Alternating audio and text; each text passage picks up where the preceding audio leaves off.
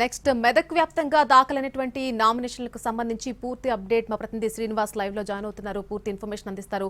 శ్రీనివాస్, ఈ రోజు ఆఖరి రోజు కావడంతో భారీ ఎత్తున నామినేషన్ దాఖలైనట్టుగా తెలుస్తోంది. సో మెదక్ వ్యాప్తంగా నామినేషన్ల పర్వం ఏ విధంగా ఉంది? నల్లి ఉమ్మడి మెదక్ జిల్లా వ్యాప్తంగా మొత్తం 20 మున్సిపాలిటీలు ఉంటే అందులో 19 మున్సిపాలిటీలకు ఫిబ్రవరి 11వ తేదీన ఎన్నికలు జరగబోతున్నాయి.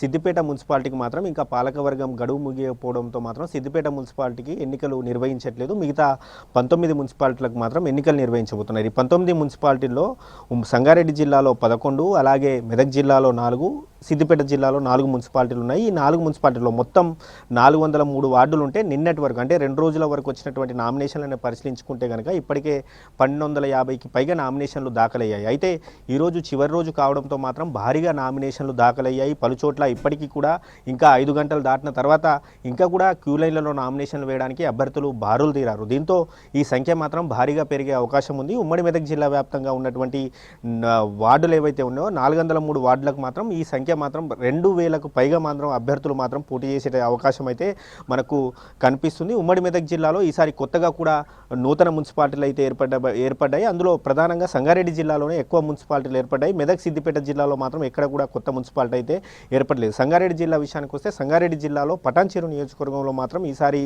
కొత్త మున్సిపాలిటీలు ఏర్పడ్డాయి. అందులో ఇంద్రేశం కావచ్చు, ఇస్నాపూర్ కావచ్చు, గుమ్మడిదల, జిన్నారం ఇవన్నీ కూడా ఈసారి కొత్తగా ఏర్పడినటువంటి మున్సిపాలిటీలు. అలాగే జైరాబాద్ నియోజకవర్గంలో కోహిర్ మున్సిపాలిటీ కూడా ఈసారి మొదటిసారి కూడా ఈసారి మున్సిపల్ ఎలక్షన్లు అయితే జరగబోతున్నాయి. అయితే మెదక్ జిల్లా విషయానికి వస్తే మెదక్ జిల్లాలో రామాయంపేట్, తూప్రాన్, అలాగే మెదక్, నర్సాపూర్ ఈ 4 మున్సిపాలిటీలు ఉన్నాయి. సిద్దిపేట జిల్లా విషయానికి వస్తే మాత్రం సిద్దిపేట మున్సిపాలిటీ మినహాయిస్తే గజ్వేల్, దుబ్బాక, అలాగే చెరియాల, హుస్నాబాద్ ఈ 4 మున్సిపాలిటీలు ఉన్నాయి. అయితే ఈసారి మాత్రం మున్సిపల్ ఎన్నికల్లో గెలిపే ధ్యేయంగా మాత్రం అభ్యర్థులు ప్రచారానికి ఇప్పటికే కూడా చాలా చోట్ల కూడా ఎన్నికల కోడ్ రాకముందే ప్రచారాలు ఎప్పుడైతే మున్సిపల్ ఎన్నికలు వస్తాయని చెప్పి ప్రచారం జరిగిందో అప్పటి నుంచే అంత అభ్యర్థులంతా కూడా వారి వార్డుల రిజర్వేషన్ పూర్తయ్యాక అప్పటి నుంచే వాళ్ళు వార్డుల అభ్యర్థులంతా కూడా ఆశావాహులంతా కూడా వార్డుల్లో ప్రచారం చేయడం మొదలుపెట్టారు. గెలిపే ధ్యేయంగా వారంతా కూడా పలుచోట్ల వినూత్నంగా కూడా మనం గతసారి జరిగినటువంటి సర్పంచ్ ఎన్నికల్లో చూసాం, పలుచోట్ల చిత్ర విచిత్రాలు జరిగాయి. అలాగే ఈసారి కూడా జరిగాయి.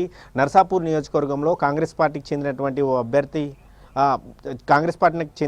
అభ్యర్థి ఎడ్ల బండిపై వచ్చి నామినేషన్ చేశాడు. అలాగే ఈసారి గత ఎన్నికల్లో మెదక్ ఎంపీ అభ్యర్థిగా పోటీ చేసినటువంటి కాంగ్రెస్ నేత నీలం మధు ఈసారి ఇస్నాపూర్ నుంచి తన భార్య సతీమణిని మున్సిపల్ కౌన్సిలర్ అభ్యర్థిగా నిలబెడుతున్నాడు. ఉమ్మడి మెదక్ జిల్లా విషయానికి వస్తే మాత్రం ఈసారి ఎన్నికలు రసవత్తరంగా మారబోతున్నాయి. ఇక్కడ మాజీ సీఎం కేసీఆర్, అలాగే మాజీ మంత్రి హరీష్ రావు, జగ్గారెడ్డి, అలాగే మెదక్ ఎంపీ రఘునందన్ రావు బడా రాజకీయ నేతలు ఉన్నటువంటి నేపథ్యంలో మాత్రం ఈసారి ఉమ్మడి మెదక్ జిల్లాలో మాత్రం రాజకీయ రసవత్తరమైనటువంటి మున్సిపల్ పూర్ణ అయితే మనం చూసినా కూడా ఆశ్చర్యపోనవసరం లేదు. నల్ని రైట్ శ్రీనివాస్.